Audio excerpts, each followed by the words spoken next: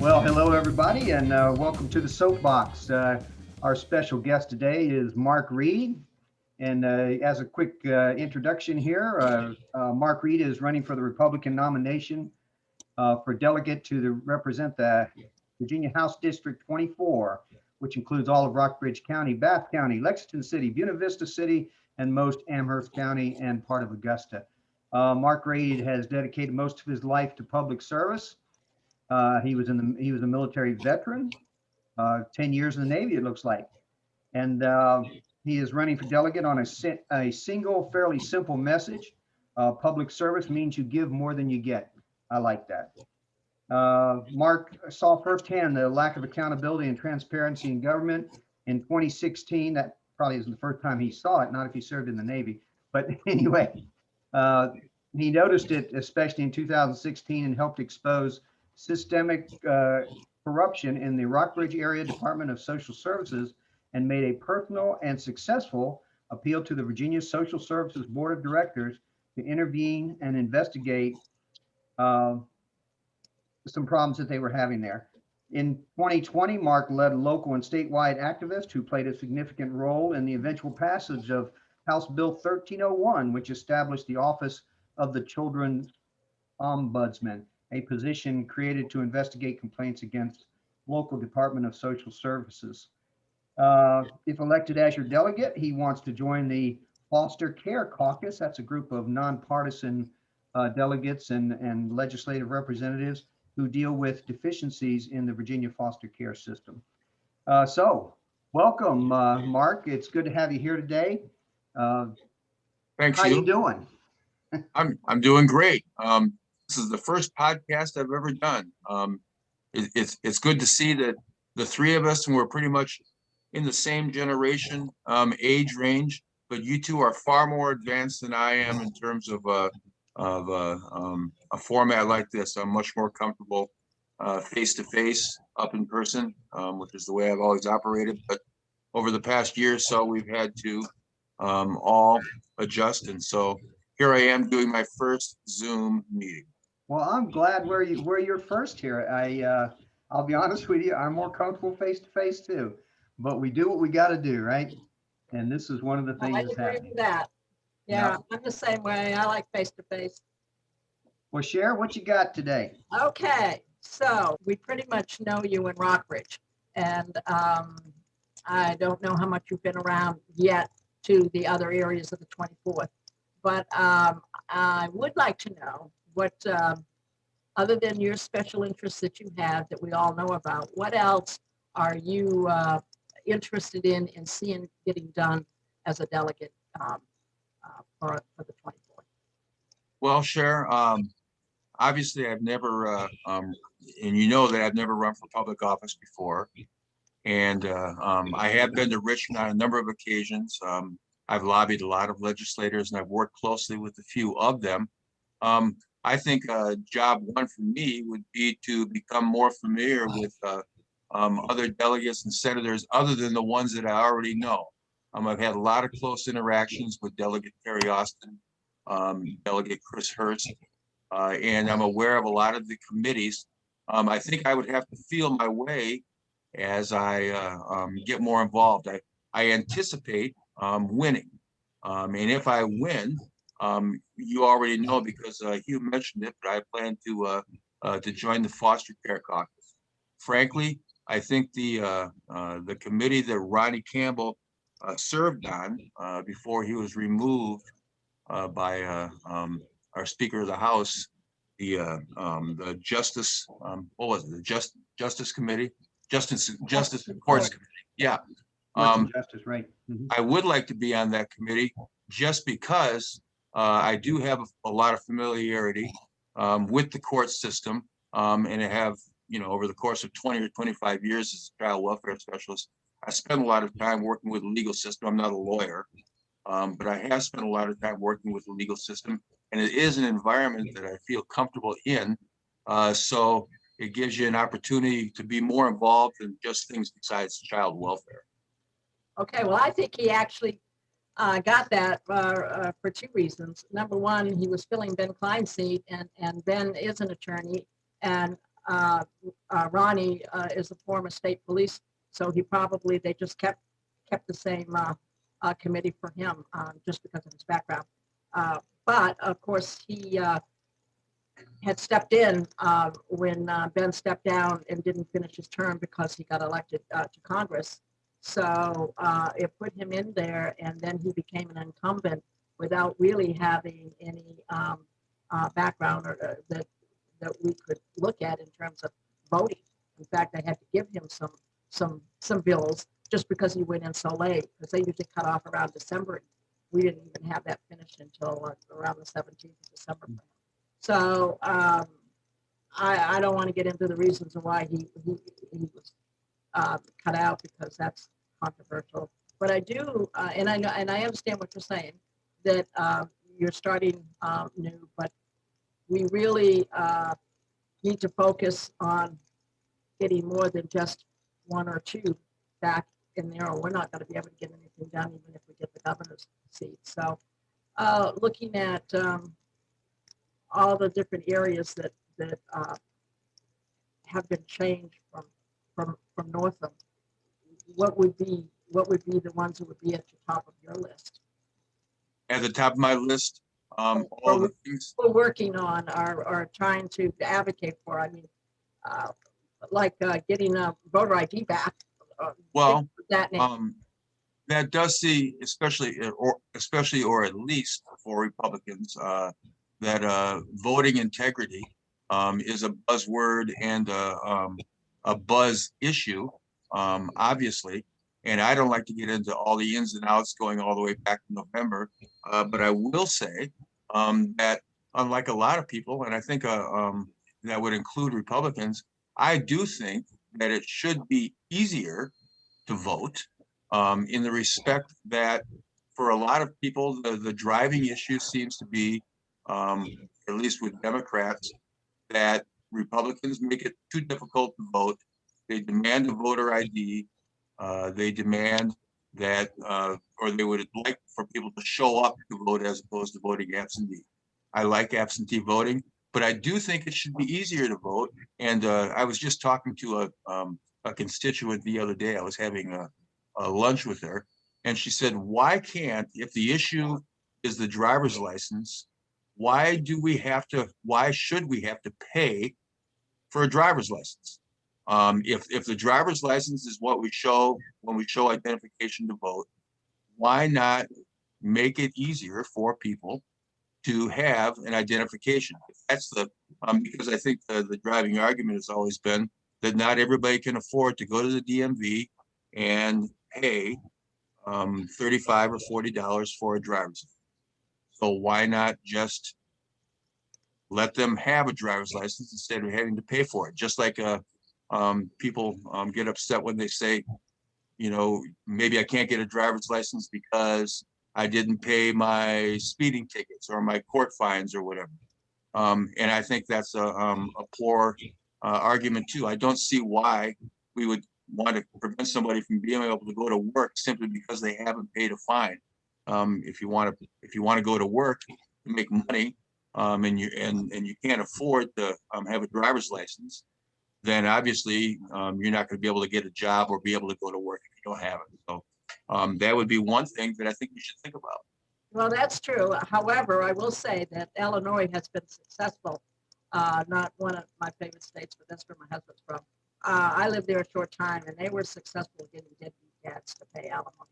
They don't. Yeah, it's not just they lost their license.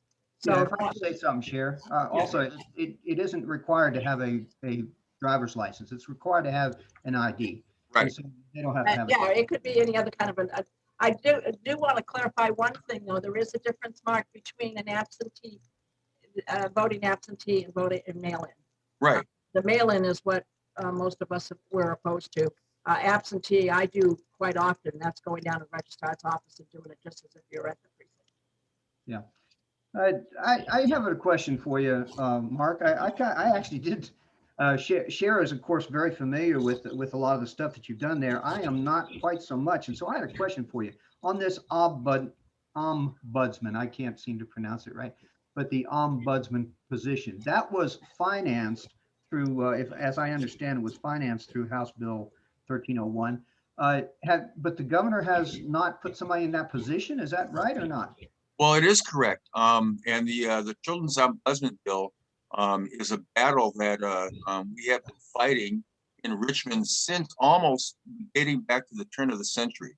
There have been many, many years when the legislature has passed an ombudsman bill, children's ombudsman bill, but has not funded it. And so it didn't happen. And so the issue just went away, and then they tried the next year. In 2020, last year, for the first time ever, and I had a little bit of something to do with that. But in 2020, the bill passed in both houses. It was, as we say, a nonpartisan bill as opposed to a bipartisan bill or a partisan bill. And it was funded 100%. And the governor signed it into law, actually in April of last year, signed it into law, and that was after the beginning of the pandemic. However, nothing has ever happened since then. He has not appointed an ombudsman.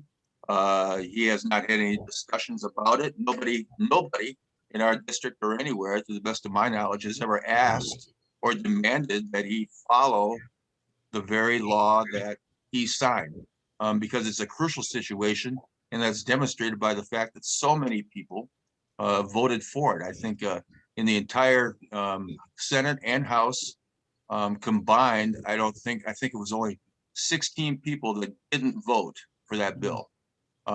So the fact that we don't have an ombudsman after a year of having it signed into law is a big alarm for me, though really something that I'm not surprised by, because with the Virginia Department of Social Services, there are so many things that go wrong and so many things that they try to do or say that they're going to do that they just don't do. So this is more par for the course than it is groundbreaking news. How about that? Chair? Well, I wanted to know if you have any, I would like to announce if you have any upcoming events that we can announce, any meet and greets. Do you have anything going on that we can announce for you? One of the big issues that we've taken on and talked to a lot of people about is alternative education, or something that's really going on a lot in our district, and that is a homeschool collaborative that is getting off the ground and is expected to begin in the fall school year. Next week, I want to say next Thursday, I'm speaking to a group of pastors at New Providence Presbyterian Church at a breakfast where they're going to really launch their homeschool collaborative, which aligns perfectly with my whole issue of making education whole again. Most of our children in our district, really for all practical purposes, have not been in school or in a good school environment since March of 2020. That's over a year. It's easy for everybody to say that we need to get kids back into school, which is kind of a no-brainer in my opinion. But it's not easy, and it's not going to be easy for an entire generation of children, entire generation of Virginia children, not to have had school, been in school and learning for over 1 year. And the fact that I'm 60 years old plays into that, because in 20 years, when those kids are out there making all the decisions, for me, I'd rather they were educated while they were doing it. Not only that, their social development Right. is going to be severely. Well, their social development, the fact that they've been isolated, the fact that the eyes that are on them are usually school teachers, administrators, people in the education environment. And when those kids aren't under that type of scrutiny, we know that I know especially the bad things happen at home. And when nobody's reporting on it, it's just one more layer of problems that you have to worry about in the field of child welfare, which is obviously my background. Mm-hmm.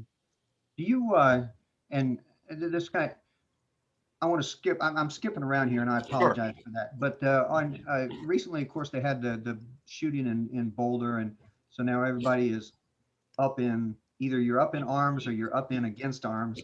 What do you think? What do you think about Virginia gun laws? You thought about that any? Well, I've thought about it. It's hard not to think about it when you live in Virginia. Um, I'm always straightforward with people, that for me, the Second Amendment, is in itself a sanctuary. I love my Constitution. I love to know that people are, able to, carry and own a firearm. I'm straightforward in the respect that in my entire life, I have never owned a firearm. I have never fired a firearm. I've never held a firearm in my hand. However, I'm thankful that people, and I know like Cher and some of my friends, I'm thankful and I feel fortunate that there are people that will protect me and the people that I care about if there's a situation where a firearm is allowed. And I shudder to think about what would happen if we didn't have the Second Amendment rights that we have. Did you want to add to that, Chair? Or- Yeah, I think that we've certainly made our statement known, what is it, a year ago or a year and a half ago, when more people came out to the Board of Supervisors and meetings and city council meetings throughout Rockbridge and Augusta County than they've ever attended, and it was over the Second Amendment. This is an area that I think the Democrats haven't realized that they are outnumbered in terms of people wanting to protect their rights. You know, I can talk a little bit more, Hugh, about that question in the respect that, and I have brought this up with people that I talked to. We know that there are shootings in schools, and we know that this is something that's been going on for a long time.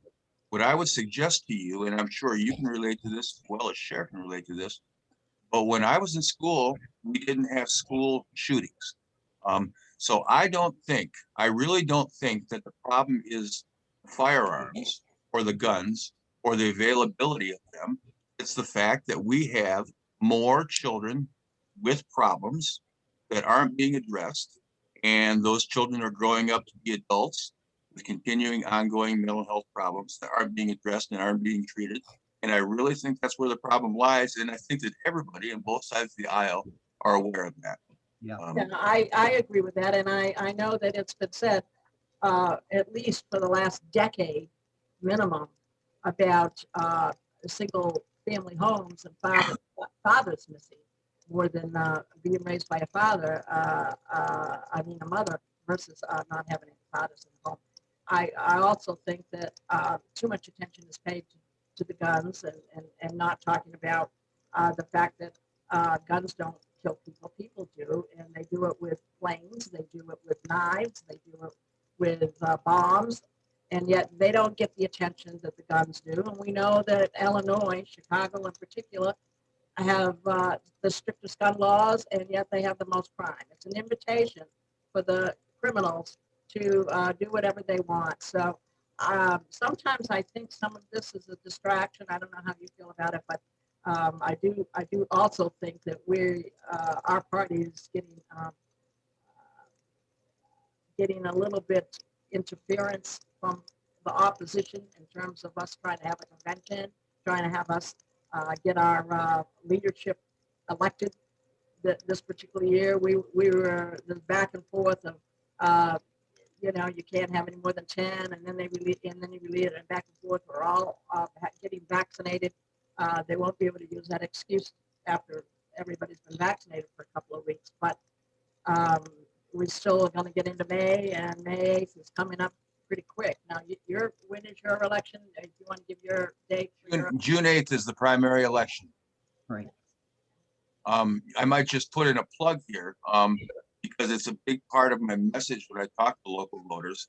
But June 8th is a Republican election for a delegate. Delegate Campbell and I are the only contest on the Republican ticket in the primary election. Whereas on the Democrat side, obviously they're selecting their nominee for the statewide candidates. So I always tell people and I'm honest and straightforward, I'm looking for votes from everybody in my district. I'm not counting on a special area or a special part of Rockbridge County only or a base core. I need to win this election by winning in Lexington, Virginia, where I live. And we all know, if we're familiar with the 24th district, that Lexington is a Democrat city, far majority Democrat city. However, not every Democrat in Lexington looks at the name, sees an R next to it, and looks for the D and votes for the D. There are an awful lot of people that I know that are friends of mine, and they appreciate me as a person, and they've already told me that they want a delegate that represents them, even if that delegate doesn't always agree with them. And I think there's a lot of room for agreement with people that are in the other party, and I'm counting on those people voting for me. However, obviously they can vote in the Democrat election. So I call it threading the needle, because I have to encourage them not only to ask for a Republican ballot as opposed to a Democrat ballot, but I have to have them understand that they're voting for me on my side as opposed to voting for somebody that they might want to be governor or lieutenant governor or attorney general. Yeah, well, we're not a state that has a party registration, so that helps. Other states that I've lived in, you had to change. If you Right. wanted to vote for Democrat, you had to go. Right. You were a Republican, you had to change it like 3 months ahead of time. But my sister ran into the same thing. She's well known in the area, and her background of professionalism, and she got a lot of Democrat votes. There were a lot of conservative Democrats. So, you don't discount them, and you have a way in for that. So I wish you luck on that. Well, there's a lot of conservative Democrats, but what I like to tell the people that I think are going to vote for me, that I hope to vote for me, at least in Lexington, is that I'm fairly certain that whoever their nominee is for governor, for attorney general, for lieutenant governor, they're going to be satisfied with that nominee. However, if they don't vote for me and I lose this election, then they're still going to have Delegate Campbell as their delegate. And there are an awful lot of people in this district that just want a different delegate because they don't feel they're being represented. And that's not just on the left, it's on the right, and I've heard it from both sides. So I want to represent everybody in the 24th district. Listen, we appreciate that. And I'll be honest with you, I like most people, I'd much rather see the party is not the, especially at the state level, the party is not the first thing I look at. And I wish that delegates would see it that way, that they should be voting for what's best, not for what the party line is necessarily. Hopefully you can convince the party that's their line. But when push comes to shove, you make the right decision. That's me. But then again, this isn't about me, it's about you. And in this case, this is called the soapbox, and you get the last 3 minutes. Were you warned about this, by the way? Yes, Cher, Cher and I have known each other for quite some time. And we're friends and we talk all the time about politics, really nothing else but politics. Right. But I knew that I was going to get 2 minutes. Yeah. Look, the big thing for me is this area needs to be represented by a delegate who hears the whole area and a delegate who's in a position to represent this whole area. Our delegate he has been removed from one committee. And when he was elected in 2018 and had an opportunity to listen to our Speaker of the House, when the Speaker of the House said, maybe we should do a recount since you only won this election by one vote, our delegate chose to go forward and say that he won by one vote, which doesn't really align with his call for election integrity, if he wants to be transparent. I think the consequences from that, considering that the Speaker of the House didn't want, or Speaker of the House and he disagreed in terms of a recount, is when it came time to appoint members to the I-81 Commission, there became a big black hole between Botetourt County and Harrisonburg, because our area, Rockbridge County, was the only county and the only area and the only district that wasn't represented on the I-81 committee. So I think that's an example of not listening, not only to your constituents, but not listening to the people who hold sway in the party. I'm used to learning, and I'm used to investigating. I'm used to listening. So I'm going to listen to people in Richmond. I'm going to listen to people in Rockbridge County, Lexington, all these areas, and I'm going to listen to you. And I've had the benefit of being able to listen to people like Cher McCoy. and read your column, which I'd like to see again in the News Gazette, by the way, Hugh, because I always thought it was good. So that's really, I think, the last thing I want to say is I want to represent all of these people, not just a few of them, and that starts in my own town, which is Lexington, Virginia. Well, thank you, Mark, and we really appreciate you joining with us today. It's been a joy. It's good to hear people that are interested in representing the people instead of their own interests, which it seems to me to be a lot of. Any last comments, Cher? Well, I appreciate you being on, and I look forward to any events that you might have coming up, and I certainly wish you luck in the election. And Okay, call on me if you need anything. Thank you, Cher. Thanks, Hugh. thank you.